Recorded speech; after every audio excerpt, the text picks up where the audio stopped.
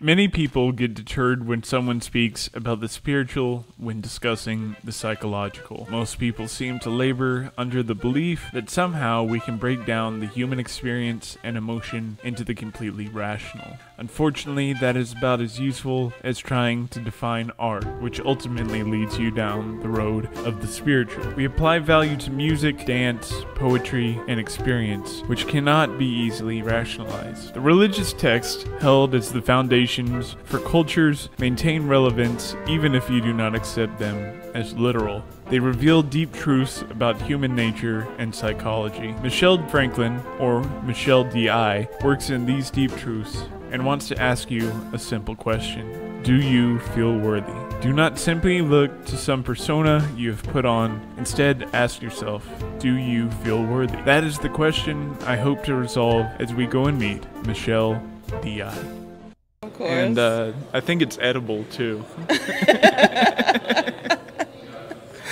So, this is a part 2 interview with Michelle D.I. Yes. for Divine Intervention. And so we did the last interview. Afterwards, she wrote me and said, I have so many more ideas. I got to get them all out. So we decided we'd set up a part 2 interview. So if you want to, probably go back and watch that one. But not until you finish this episode. So, Michelle, I'll let you take it over. And I'll just interject questions if I have any. Okay. Well, again, my name is Michelle D.I., as you said. Isaac has so graciously allowed me to come on back into the podcast, so thank you. No problem. And it's D.I. because of divine intervention. Like he said, I don't believe in coincidences. Only God's divine intervention in our lives. And so for anyone that's watching this video, I feel like, or this podcast episode, I feel like it's for you. It's probably for somebody that you love. And then most likely it's for the both of you. So I always say, don't be stingy, boo. Go ahead and share the information. Right?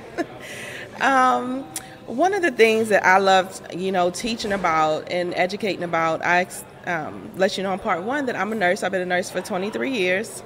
But after my big mama, which is my dad's mother, and my stepfather passed away in 2015, I kind of spiraled in depression, anxiety, and started having panic attacks.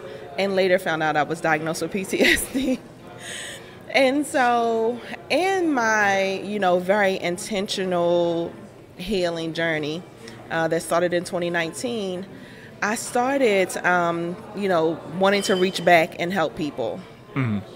And so that's how I started, doing programs and all of that. And so in the process, what I've learned is that a lot of people that are suffering from some form of anxiety or, mental health struggle, a lot of people are dealing with unprocessed trauma. A lot of it stems back from childhood. And then it's kind of feels like it's always laced in unworthiness. Mm-hmm.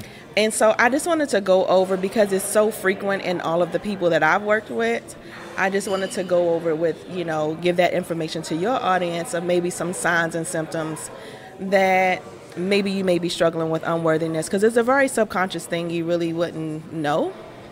And I feel like if you would have just asked me, I would have been like, what? Are you crazy? No, I'm good.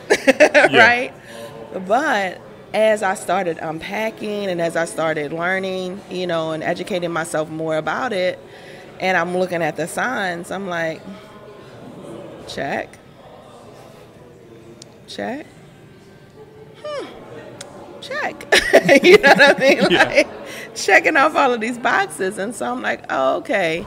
And so just wanted to talk a little bit about that today. So I'll start off with the signs of unworthiness, and there are 8 of them. Mm-hmm. Okay, so the first one is self-doubt. So if you think about it, if every time you have an idea, I feel like God gives us these ideas. What is your purpose? What are you supposed to be doing? And you're like, oh, I had this great idea, but what you think about it? You know what I mean? Like, you always have to get a cosigner for everything that you're doing, or you don't feel as if, you know, your idea is good enough. You need validation. Self-doubt is number one. Yeah. Number two is perfectionism. I would have never thought. I always, you know, pride myself in, like, I got to get this right. This got to be perfect. You know, it's got to be this, and this. And I'm like, this was before typewriters. I remember being younger and writing out reports. And if I had one scratch or like a scratch through and that ruined my paper, nope. I had to start and do the whole thing over. You know what I mean? Like, yeah. So perfectionism, just setting these unrealistic high standards on yourself. And feelings of inadequacy, they are definitely a symptom of or sign of unworthiness. Number three is self-sabotage. So a lot of people don't realize that they're doing this, and this is especially like in relationships, and this is especially for men, because I feel like I see it more in men. Women, we do it too. I'm guilty. I promise you I'm guilty. No judgment. Right? But self-sabotage, so that is self-destructive behaviors that, you know, that just subconsciously you are just shooting yourself in the foot, right? So I noticed that I was saying that I wanted to be in a relationship. I was, you know, divorced. I shared my story about my divorce early in the first one, right? And so I was divorced early, and I thought that I was moving on. I thought, you know, even after years, I've been in multiple relationships, and I was saying that I was in love, you know, but I feel like every time a relationship started, I definitely was waiting for it to be over, right? Like, there's no way this person is going to stay, something's going to happen. And I do feel like there were, you know, periods of time where I would definitely self-sabotage the relationship. I would definitely sabotage the relationship, you know. And I feel like a lot of guys do this. They'll find the perfect girl, you know, and then all of a sudden they're cheating. Yeah. Why? You're so excited in the beginning. She checks off all the boxes, and then fear sets in, and oh my goodness, is she really the one? Is she not? Or whatever. And you sabotage that relationship. You start cheating. You start, you know, doing all the things. She's telling you she needs this. You're not listening. You know, all of those things. So self-sabotage is definitely the third sign of unworthiness.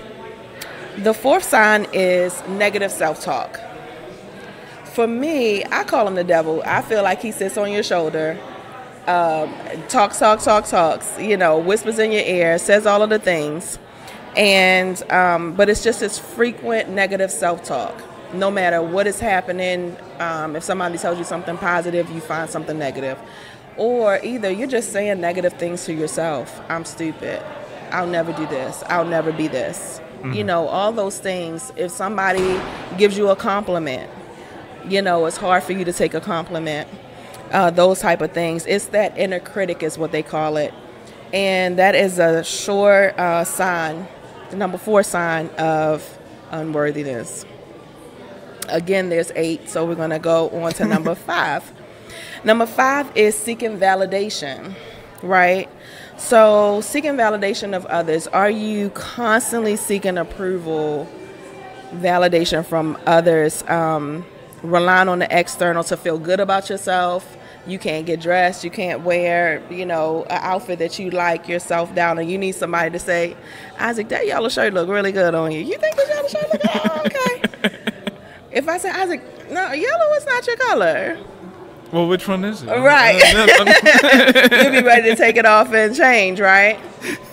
And so that's a huge thing, you know, seeking validation. One of the things I always say is, if you need someone else to tell you what's it, I think sometimes it's nice, like ladies, we do that a lot. We'll, oh girl, what you think about my outfit, and what about these shoes, and that whole thing. But if you just can't make any decisions, Yeah. and all of your decisions are, outside of someone else, then definitely some unworthiness is in the belly. Number 6 is difficulty accepting compliments. I think we all know somebody like this, where people just struggle really hard. Well, I say, Isaac, your hair is really, really nice. Oh no, my hair is dirty. I haven't washed it all week long. You know what I mean? Or you find something negative to say about the positive that somebody has said for you, right? So or even just the feeling, just this uncomfortable feeling when somebody says something positive to you. Oh my God, your smile is beautiful. Oh, your eyes, Yeah. Instead of saying thank you, you're like, oh no. My mama always said that my eyes look like my daddy's, or they're not big, they're not good enough, or whatever you tell yourself. Little things like that. So just difficulty accepting compliments. Number 7 is comparing yourself to others. This is huge. A lot of people do this. It's very unfortunate, but you just feel so inadequate that you're always feeling like you're not enough. And so, oh, she's wearing black today, let me wear black today. Oh, he has this, let me try to get this. You don't have your own self-identity, right? And just feeling like you're never enough. That definitely is signs of unworthiness. And then number 8 is fear of rejection or abandonment. And so that shows up in relationships. That can show up in your relationship with your children. That can show up in your relationship with your partner. That can show up even at work. Just fear of rejection with any and everything that you're doing. And so anytime anything good is happening, you just really think, oh no, this just can't be my life. Mm-hmm. Something's gonna happen. Oh no, there's no way this girl loves me. She's going to eventually leave me, or what if, like, you get stuck. And this is where anxiety comes into, because you make up a story in your head, right, that doesn't even exist. No one has said any of these things to you, but you have created a whole story of why something bad is going to happen, of why somebody is going to reject you. You're not good enough. You don't feel, whether you're going out for a job, whether it's, someone that you want to get to know. And so that can leave you isolated, alone, and, just kind of stuck in this loop. And so all these feelings, they create anxiety. Of course, they mess with your mental health. And so here it is, adding to the depression that you're feeling, right? It leaves you just in this loop. And so one of the things that I have realized that I had to do was going back and trying to figure out, when did these things start? Because we don't come out with these thoughts and these feelings, right? Mm-hmm. And that's why I say a lot of times it stems from unprocessed trauma that happened in childhood, or just something that has happened to you in your childhood. It may not necessarily be a trauma, like something very traumatic that has happened, but it could be, the lack of relationship that you've had with your mom or your dad, whether you had an absent parent. Mm-hmm. For me, I realized a huge part of mine was my mom and my dad are divorced. Mm-hmm. And so if you have, if you come from a divorced family, then in a child's eyes, it's like, why is it that, or what was happening with me? For some reason, in the child's mind, they take it on like it's their fault, or they're not good enough. And so my dad didn't stick around. You know what I mean? He didn't love me enough, so why would anybody else love me? Why would anybody else stick around? Why would anybody else? Oh, that they really don't mean that. Yeah. All of that. And so it's one of those things where very subconscious, but again, something to just a conversation that I like to have with people. And I started noticing in most of the people that I've dealt with in probably the last 5 years, and in most of the groups that I've dealt with, and you're talking anywhere from 20 to 40 people in each group, and it's showing up, you know. And so it's a very significant number. So I just feel like I don't know what the statistics are, but I just know it's a high number of people that have, I call it the unworthiness is in your belly, where you've buried it so deep down, you don't know that it's there. But again, you're doing these behaviors very subconsciously, and that's how it shows up in your life. So, I'm just interested, like, because everything you said, like, I won't say which ones, but a majority of what you said are things I struggle with or have struggled with. Just talking to, like, friends and loved ones and stuff, it seems like probably, I don't want to say a majority, but, like, a good number of my friends that, like, oh, we've managed to have these sort of conversations about just what goes on in our lives or whatever. Sure. It seems like a good portion of my friends and loved ones and stuff deal with that sense of unworthiness. Do you think that's like a new phenomenon? Do you think that's something that people have always struggled with, or do you I guess, where do you feel this comes from outside of, like, of course, you know, like the, you know, like familial abandonment, different stuff like that? I'm trying to think, like, do you think it's like a natural thing or something about the environment we've created? I definitely do feel like it's environmental factors that piece it in, because, like you said, I'm not surprised when you say, you know, you dealt with it. A lot of people that you know and love have dealt with it, because that's just been, again, that's what my experience has been. And again, if you would have asked me, like, if you just ask people, do you struggle with unworthiness? Most people are going to be like, no. Right? But again, if you go down this list, how many of these things? Check, right? And so I do feel like it is, I don't think it's a new thing. I do feel like it's something that, you know, we're just kind of acknowledging. I don't honestly feel like there's a lot of conversation about it. Not that I found. It was just when I realized it for myself, I was like, I want to start teaching about it, because I haven't seen a lot of conversation about it. But I do know that there's some information on it, you know? So, I mean, like, for a good portion of it, it's sort of this thing where it's okay to have, it's going to sound wrong, but, like, some self-doubt. Like the getting approval from others and stuff like that. Like, we to just interact with society, we need some of that. Definitely. Like, you know, I'm trying to think. I think it was, like, Marcus Aurelius. He was an emperor. And he talked about, you know, like, because I'm the emperor, everybody just goes like, oh, yeah, whatever you want. Sure. And, you know, you have to sort of put those checks in place. But I think when it becomes a problem is when you're just paralyzed by that. It's almost like a overstimulation of that idea. Of the thoughts, right. It consumes you. It consumes you, exactly. And that's why I say it gets to a point where it's affecting your mental health.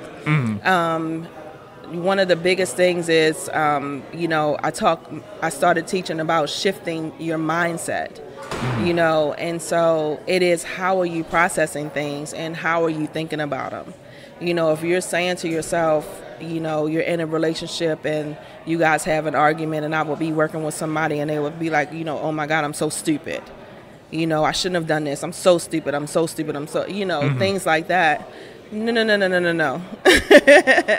You know, it's little things like that. And it's little tiny, that inner critic that is so loud, you know, that I feel like does take over. Again, a lot of it comes from this unprocessed trauma that we haven't dealt with, childhood things that we haven't dealt with. A lot of research says it's your mom or your dad's voice. You know what I mean? That inner critic that you hear generally it's your mom or your dad's voice that may have criticized you when you're younger and you processed it. You know, they may not have been calling you stupid, but that's how you interpreted it. And so it is now everything that you've done wrong. I'm stupid, you know, that whole thing. And so, but sometimes it is that verbal abuse. Sometimes it is that lack of emotional support that you didn't get from whoever you needed to get it from, you know. And so I think part of the healing process is, one, acknowledging it, right? And that's why I like to list and give, like, what are these signs? Because, again, no ma'am, no ham, no cheese, I would have said no, right? And so, but this forces you to say, hey, well, okay. Okay, and then let me unpack all of these and figure out why and what's happening and why am I talking to myself like that? And do I really feel this way about myself? Yeah. You know what I mean? And if I do feel this way about me, what happens? What am I feeling shame and feeling guilt about that's making me call myself stupid? What am I feeling shame or feeling guilt about that's allowing me to stay in a relationship that I should have ended the first 10 days? And that was 4 years later. You know what I mean? You know, what is allowing me to, you know, do these behaviors? And so that's the biggest thing. And I think that is the shift in mindset when you start getting to a point where you can say, okay, I don't want to talk to myself like this. You know what? Actually, I'm a great freaking person. I do great things. You know what I mean? Wait a minute. Who is this inner critic? And what are you talking about? No, I'm okay. You know what I mean? Like, you know, I dress okay. I look okay. I'm nice. I do great things. You know what I mean? You start putting these things together. Again, that's your shift in mindset. And how are you actually seeing yourself and bringing it into reality so that you can shift that conversation that you've been having? Because it's on automatic, right?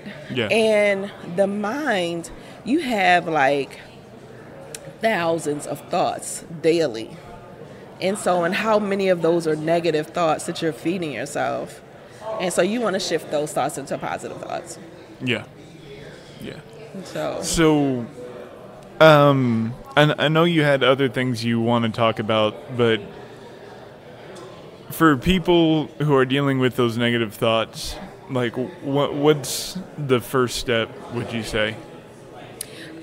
Again, the very first step for me was just acknowledgement. Acknowledgement is the first step. Just recognizing that there's a concern and there's an issue here. If you stay in denial about it, or if you sit up and you're like, oh no, that's not me. You know what I mean? And the volume is turned up and you're judging and doing all these things to yourself, and you're staying in these relationships, you know what I mean? And or you're miserable. You know what I mean? You're having anxiety, you're having panic attacks, you're having, you know, depressive thoughts, and maybe, because sometimes that will turn into suicidal thoughts. A lot of people, you know, you get so wrapped up in this unworthiness that you're like, well, what's the point of me even being here? You know what I mean? And that's the really severe end of it. But people do get there. And so acknowledging that, one, no, actually, I am a good person, and trying to figure out some positives about yourself. It is, again, a shift of mindset, acknowledging, and then getting some help. A lot of times we try to handle our things by ourselves. It's all this shame and guilt around even that you're feeling the way that you're feeling about yourself. I'm a nurse. I've been a nurse for 23 years. I had been a nurse for, 15, 16, 17 years when I first started kind of looking at this stuff. And I was feeling like in the beginning, like, dang, shouldn't you know this? Like, what do you mean? Like, I'm having this conversation with myself, like, what's going on with you? You know what I mean? So I think it's hard to not feel some kind of way about yourself. And feeling like you should know more, feeling like you should know better, feeling like, all of these things. But at the same time, we're all human. I always say, give yourself some grace. and then reach out for help. Yeah. Reach out for help. Yeah, for sure. So I know you had a list of things you wanted to cover today. Yes. So what's the next item on? So the next thing that I wanted to talk about, and I just wanted to identify, because another thing that I feel like is really, really strong is what I call demonic entities. Mm-hmm. And so for me, I'm a Christian girl, but I don't feel like you have to have any religious connotation for this. But I feel like the way that things show up in your life, I just like to shed a light on, just so people can start paying attention, right? Mm-hmm. So the story that I heard in the Bible of the devil, when you think of good and evil, right, is that the devil was in the choir in heaven and he got kicked out. And I always thought that it was just the devil that got kicked out of heaven. I just recently found out within the past few years that it was angels that went with him. It was about over 200 angels that went with the devil out of heaven. And so for me, the way the Lord gave this to me was, how are these people showing up, or how are these angels, these fallen angels, how are they showing up in your life now? Mm-hmm. Right? So I call them demonic entities. They show up in our lives with our emotions. So somebody's out there like, oh, that sounds crazy.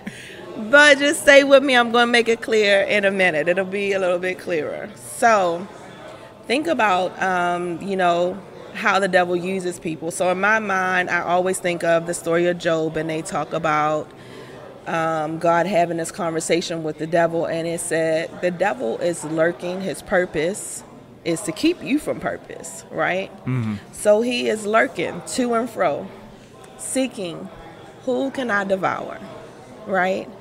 So I feel like there are periods of time in our lives where we are very strong, and there are periods of time in our lives where things happen and we may feel a little weaker. Mm-hmm. It's easy to attack children, right? It's easy to attack the elderly. It's easy to attack people that are going through some things. So people that are grieving, people that, have had some issue with trauma, you know what I mean? Vulnerable people. Mm-hmm. And so I feel like there are a lot of great people that have suffered or are suffering in silence. And he chooses us as his victims, or at least he tries to anyway, right? And the way that it shows up in our lives is it shows up, these fallen angels, they show up as jealousy, right? Emotions. They show up as anger. They show up as envy. They show up as guilt. They show up as unworthiness, right? Mm-hmm. All of these things are things that can hold you back. They're things that can be detrimental to your life. They're things that, if you allow it to overcome you and you stay stuck in them, you'll be stuck until you die. Yeah. Right? Think about the angry drunk man, right? Life is just wallowing away every day, bitter, old, just wasting the days away. And then he dies. Yeah. And they go, man, back in the day, he used to be, you know what I mean? All of this. And so I always think about, people that are in domestic violence situations. When I was in a domestic violence situation myself, the person that I was with, I would have never thought, very sweet person, right? Yeah. But I do feel like these demonic entities, these spirits, jump on you at different periods of points of time in your life. He was going through some grief, through the grieving process. He had lost his father, became very angry, very bitter, right? Mm-hmm. I feel like that demonic spirit jumped on him, and he's never actually been the same since then. He's stuck, right? And so I just want people to think about ways that these emotions and these things can enter into your life. There are periods of times when, depression, anxiety, all of those things hold you hostage. Yeah. And so in order for you to break away and to break free, it is, what is it that is holding me hostage? I call them chains. They put chains on you, and you can only get but so far because they're controlling everything. So you can only get for so far, and then it's so easy to get you distracted. It's so easy to get you to get to this point, and then complacency. Nope, I can't do anything else. Nope, I wasn't meant to be any more than this. This is all I'm going to be. And that's it.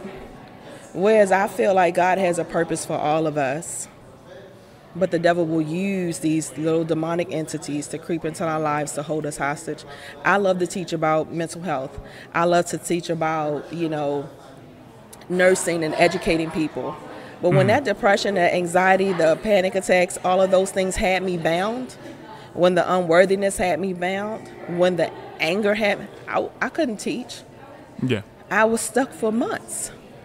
And I go sometimes in these waves where I feel like I'm really up here, and then something happens and I dip back down here, right? And then I'm angry, and I'm stuck in anger for 6 months, and I can't think of anything else but that situation, and I'm stuck. And then I'm like, okay, I'm not going to be angry anymore, and I get myself together, and then I'm coming back up here, and I'm doing some work, and then something else happens, and I dip back down again, right? That is the devil's purpose, is to use this thing, again, to keep me from purpose, to keep you from purpose. Because if I don't teach, if you don't do your podcast, right, if we don't walk in purpose, the ripple effect of that, he's happy. Yeah. But if we do, who's going to see your podcast and get some information and get themselves together and maybe develop a group of themselves, maybe help some children, maybe start a fund, maybe start a nonprofit? Yeah. You know what I mean? Like all the ripple effect of what that could be. Or would the devil rather you be in these chains, in the bed, with headaches, sick, because all this demonic stuff is taking over your mind and your body, and you can't function? Yeah. You know what I mean? Yeah. And for sure, like, because I myself, I'm a very religious person, I would say. Or I guess faith-based is more the term I would use. But I mean, if you look at it more psychologically, like the story of it and everything, it is like in the Old Testament particularly, it always describes like the devil tempts you with things. Yes. But you don't have to give in to them, right? Yes. You have that power, but it's when people let those things take over them. Exactly. So psychologically, like, I mean, we've seen it in the most extreme examples, like Soviet Russia. Yeah. Early days, it's fear. Yes. It's jealousy. Very demonic. Of people who have more, and then I mean it turns to this point where what you have now, because you've let that take over. Yes. It's far effect. worse than living under the cruel czars before. Surely. Surely. Nazi Germany. Yes. They go through economic depression after the war. Everyone's looking for someone to blame. Yes. Here comes Hitler. He's already looking for someone to blame. He witnessed all these horrible things in the war. He gets rejected as an artist. Yes. He starts looking for someone to blame. Anger. And then you have this successful minority in the Jewish population. Yeah. And so it's very easy when you have just a group of people. Yeah.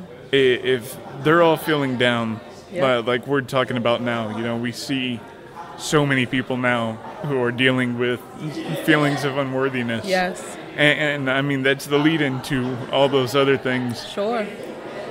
It's very easy to take those feelings, and when you don't accept them, when you don't integrate, like, you know what, and I feel this way, but I know it's not true. Yeah. It's very easy to look for other people to blame. Yes. And that's what I see is like some of the people who are most I guess, politically active right now are some of the people that I know are hurting the most. Exactly. And exactly.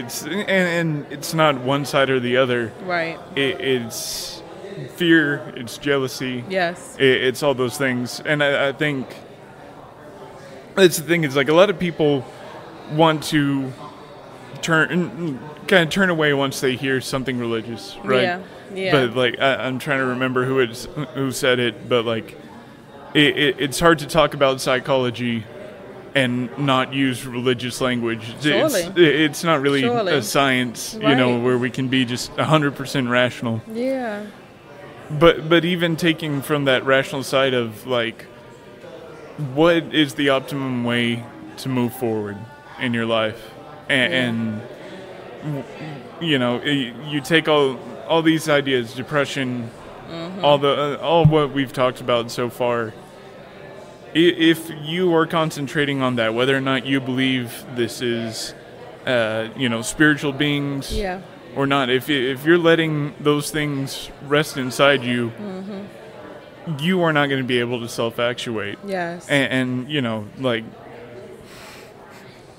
I've got so many ideas. I know. I'd like roll with it. Yeah. I'm here for it. So like, the way I've always looked at humans is like this, like humans, because I believe very deeply in free will, right? Yeah.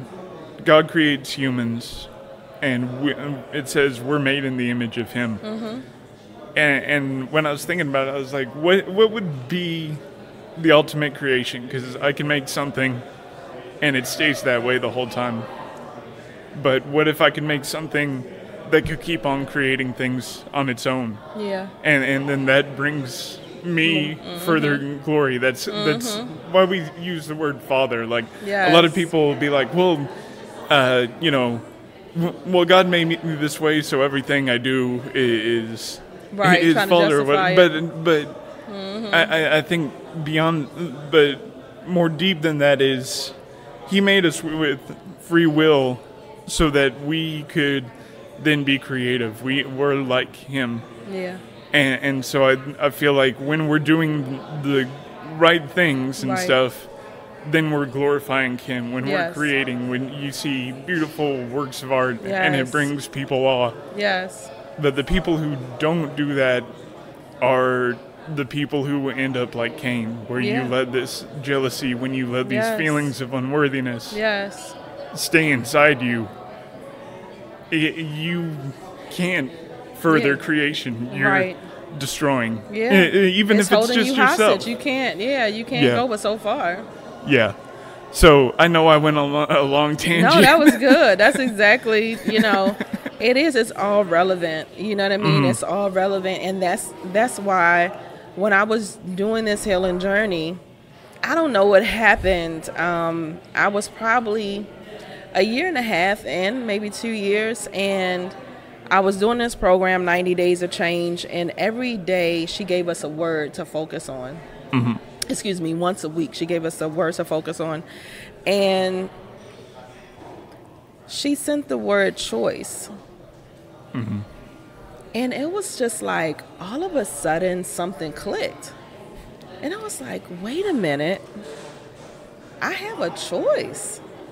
I have a choice on how to respond. I have a choice on whether I respond in a positive way or whether I respond in a negative way. You know what I mean? It's just like what you were saying, like with everything that's happening, I have a choice whether to turn that inner critic up and allow him to continue to play in my head, or I can shut him down. You know what I mean? Yeah. And so I have a choice to shift my mindset on how I'm going to deal with this. I have a choice on if I'm going to continue to try to handle this by myself and pretend like I'm okay, or if I'm actually going to go and get the help that I need and really do something different for my life. Like, that's a choice, a conscious choice. And that's powerful. You know what I mean? Like, it's so simple, but it's so powerful. And I just want to encourage anybody that's feeling stuck in their situation, because you will really think, and your mind will tell you that there's no way you're going to be able to make it out of this. Oh, what's the point? You know, all of the negative things. But when you make a choice, just make a choice. Yeah. I want to do something different. I'm not going to handle this the way that I normally handle it. I don't even want to look at this the way that I've been looking at it, not working, right? Yeah. Definition of insanity, right? Doing the same things over and over again, expecting a different result. So let me do something different, right? Let me surround myself in some positive, even if I don't believe it right now, because one of the things that I realize is that it's so hard to shut it off, all the negative and all of the things, especially when you've been doing it so long, automatically that you don't even know that you're doing it. Yeah. And so to be intentional about what's in your ear, to be intentional about keeping positive music, positive, podcasts, positive just information always coming into your mind so that you can feed it something different. And then one day you're going to wake up and you're going to be like, yeah, okay. I really can do this. Like, you're going to believe it, because initially you won't, right? It's almost like, you're trying to trick yourself and play this game. And it's just like, I had a lot of people that I've worked with in the beginning, and I'm telling them to, we talked about mirror work the last time I was here. And one of the first things that you do in mirror work is you look yourself in the face and you say, I love you. I'm trying to learn to love you. Well, if you don't love yourself, you know what I mean? If you're feeling embarrassed, ashamed, or whatever you're feeling about yourself, if you never looked yourself in the eyes, you want me to say what? Yeah. And if you say it, well, okay, I'm saying it, but I don't believe it. So what's the point of this, right? But saying it in a way that feels comfortable for you, and so it is, I'm learning to love you. And then one day you're going to look in the mirror and you're going to be like, oh, I love you. And you will feel better, and you'll actually feel it, and it will be true. Because you'll be making different choices. You'll be eating better, right? Yeah. My taste buds started to change. When I first started, I talked about the fasting group the last time I was here. In that fasting group, I'm just trying to, I'm like, the Lord told me to come to this fasting group and do this fast. Okay. You know what I mean? I'm going because I said I was going to go. Okay, Lord, I promised, so I'm going. But I wasn't committed to making any changes, right? I'm just doing the fast and doing what I said I was going to do. When I got in the fast and the guy was teaching about, how food plays a role in your health, and, how your stomach and your brain, makes a difference, and what you eat affects your mental health, and the effects of, how chicken can, because they're feeding the hormones to chickens and all of the things that we're eating, how that's affecting my body and causing inflammation and all these things. You want me to give up chicken? I'm not doing that. I didn't do this fast. I did it. Yeah, let me tell you something. Listen, sir. Listen, this is too much. This is too much. Oh, I was the worst. And I'm literally, it's like 25 people on this call. I'm the worst. Listen. Excuse me. I'm sorry. Excuse me, sir. I didn't join this fast to stop eating chicken. So can you? I think Aldi does have hormone-free chicken now. So. I'm just like, but guess what happened? After I started seeing how good I felt after the fast, I started doing multiple fasts. My body started craving foods that I'd never eaten before. Avocado, asparagus, green, different color peppers, and all these mushrooms. I'm eating onions. I'm like, onions? I'm eating onions? What? Raw. This is crazy. Right? Yeah. But once you decide to make a choice and you start shifting and you're just doing the work, time is working along with you. And before you know it, it's 6 months. That was 2019. What's this year? 2024. You know what I mean? That's what I'm saying. Like, how many years? And it was just yesterday. Yeah. You know what I mean? I'm like, how many years have passed? It was just yesterday. I just did that fast. Yeah. You know what I mean? And so everything has shifted, but it started with a choice. And it is really literally just that simple. I want to do something different. Yeah. I don't want to feel like this no more. I know God has more for me to do. Lord, what else will you have for me? What do you have? I want to walk in purpose. Yeah. You know what I mean? Like, and even being a nurse and doing all the things that I do, because people are like, well, you're a nurse, you do great things. Yeah. But I was feeling, and you will feel it in your body, if you're supposed to be doing something different. The Lord has given you some kind of gift, some idea, some vision that you haven't carried out yet, and everything in your being. That's why you can't sleep. You know what I mean? That's why when you see it, you probably get sick to your stomach. You see somebody else doing it, and it makes you mad. You know? All that type of stuff, right? It happens, but you can do it. You can do it too. You can still do it. And even if somebody else did it, you can still do it. It's not your version. Yeah. You know what I mean? It's just a choice. Yeah, for sure. So that's the beautiful thing. Yeah, no, I think just on like that sort of fake it till you make it sort of thing. Like I think it was C.S. Lewis who talked about this, and I'm probably going to be completely wrong, and then the rest of the story won't make any sense. But you tried to give credit. It's okay. You know, he talked about, like, you know, he had lost his faith in the First World War. Wow. Just all the atrocities and stuff. And if this is the right story, I'm pretty sure it was Tolkien was like, just start acting every day as if God exists, right? And just like think throughout your day, like, okay, well, if God exists, what should I do? You know? Yeah. And, you know, just in every situation. And he talked about how, you know, it starts out as this, like, you know, half-hearted thing. And you know, it even seems fake if you hear that, you know. It's like, well, you know, I don't have any real belief in this. Why am I doing this? Yeah. But he talked about, you know, he started seeing changes in his life. And that eventually led to, you know, him being, you know, we recognize him as one of the greatest, you know, Christian authors nowadays. Yes. That's amazing. And I don't think it necessarily has to be with just that, but so much just depends on you. Even if you have to lie to yourself, I don't know if that's even the right term, because, like, you know what you're doing, but if you just start living these things out, yes, I think that makes so much of a change. Like I was talking about, you know, my self-doubt in the beginning. It's I still struggle with it.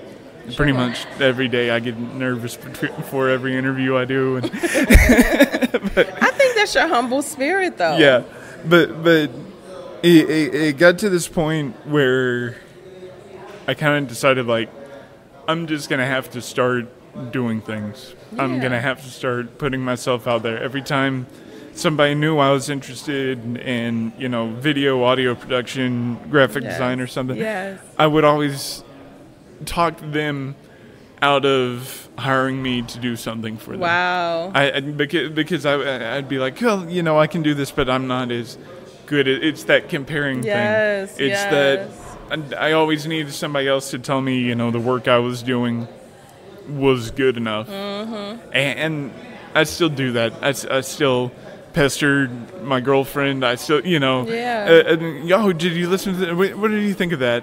And then even once they tell me, oh, I thought it was great, I'm like, man, I wish they would tell me more so I knew if it was good or not.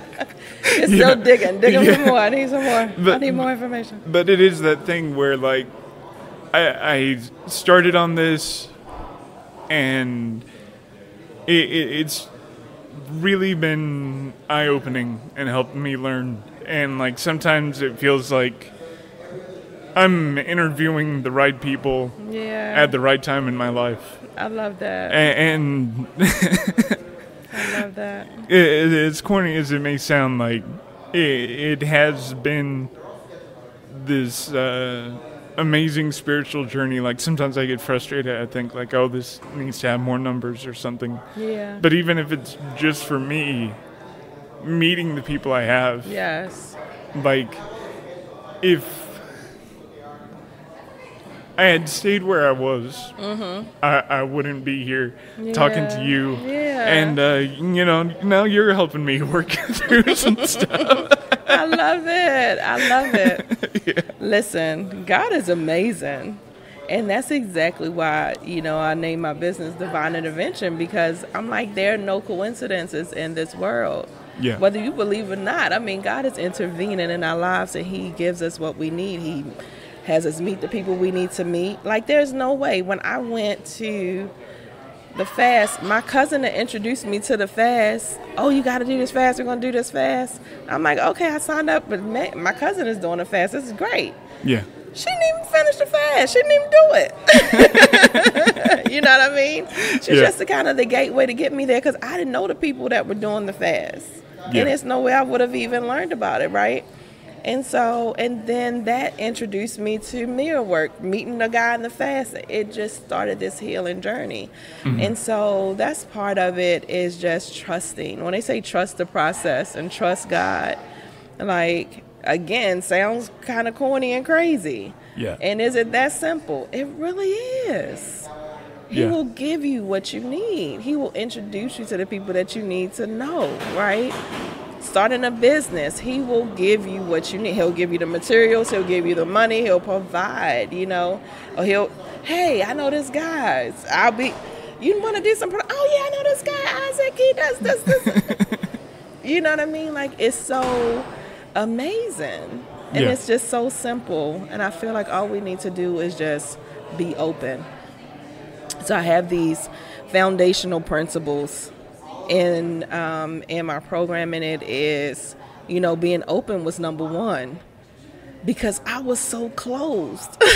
You know what I mean? Like, I feel like, again, if you would have just asked me, are you open to you accept things? Oh, yeah, I accept things. I really didn't. I really, like, looking back, I was really close. But it was like, when I just took a minute to just be open. Let me just be open to the possibility. Somebody to ask me, are you going to do a 21-day fast? 21 days? Are you crazy? How long? Well, water? That sounds crazy. No, I'm not doing that. Right? No. Let's be open. So what's going to happen? What you have to lose? Yeah. Right? Even sitting down and, like you said, meeting people and just putting yourself out there, going to functions. I did the exact same thing. Okay, Michelle, we're just going to have to start networking. How are you going to get out there, and how are people going to know what you do and know your name? And I've met you. I've met some amazing people that I just feel like, who knows who may see this? You know what I mean? Who knows what's going to happen? But, and that's the part that I don't focus on, because even with my podcast, I'm just like, of course you want your numbers to be more and all of that, but it is, at the end of the day, what I started seeing was, when I was in the thick of the anxiety and the depression, everything that I listened to and everything that I watched on YouTube was anywhere from 2 to 5 years old. Nothing was new. And so for me, that was, okay, I'm making content now. This content isn't for somebody right now. It's for somebody that's going to be suffering in 4 or 5 years. It might be for my brother, my sister, my cousin. You know what I mean? Like, I don't know what's going to happen to me, God forbid. I'm trying to live to 115, but with Abraham and Sarah. Trying to get Abraham and Sarah on. 113, that'd be fine. My great-grandmother was 110, so it's in my genes. I'm just saying, Lord, put that plug up there, So, you never know, but you never know what's going to happen. But at least you're laying this foundation, right? You're giving this information, and so it's not for you. You know what I mean? This conversation and all of this, like, I felt like the things that I was doing was for me. It's not even for me. Somebody down the line is going to need this, right? I had no idea, my girls are going through stuff. My cousins are going through stuff. And you have no idea. But our job is to just be obedient to it. Wherever he leads us, he gives you the whisper, hey, talk to that person. Yeah. Just make sure you do that. You know what I mean? You don't know where it's going to lead you and what that information is going to do. And just like you said, what therapy you might receive from meeting somebody. We met in a parking lot, basically. Right? Yeah. We met in a parking lot. I'm like, I can't tell you anybody else's name that was there that day besides Casey, because, I know Casey, but I really didn't know anybody else there like that. So, I think this is amazing. Yeah. So, and how God shows up and uses us, so thank God for that parking lot. I know, right? Yes. Shout out Go to there, Empower Net and Anthony's. Shout out, girl, Anthony's Jackson. Yes. Yeah. Networking, the networking queen. She's supposed to be hooking me up with some other interviews too. So I love it. I got to go to the next one. I love it. I love it. Well, I think that's a great place to end it, unless you have anything else. I had those two things on my heart because, like I said, between those two things, the demonic entities and the unworthiness, and unforgiveness and that whole thing. I did a demonic entity series on my YouTube channel, so I'll send you that attachment so maybe you can put it to the bottom of this. So while we're speaking about that, go ahead and shout out where people can find you. I always forget to do that part too.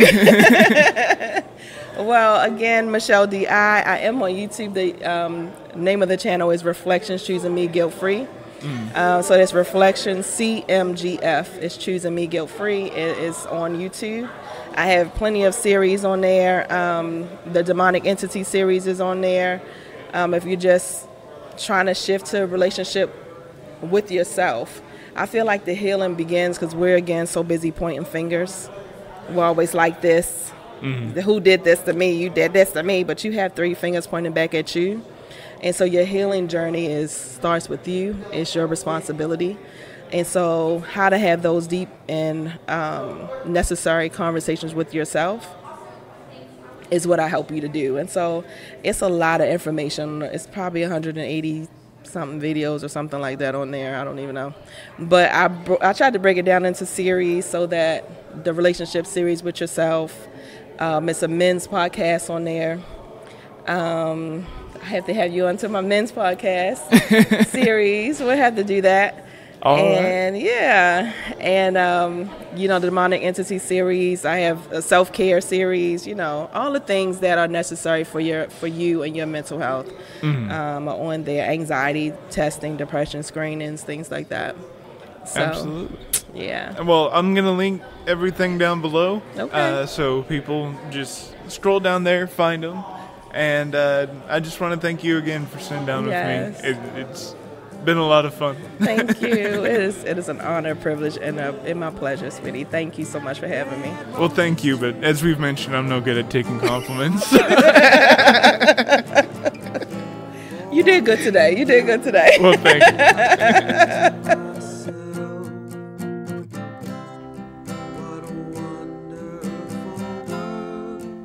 Oh, hi. You made it to the end of the video.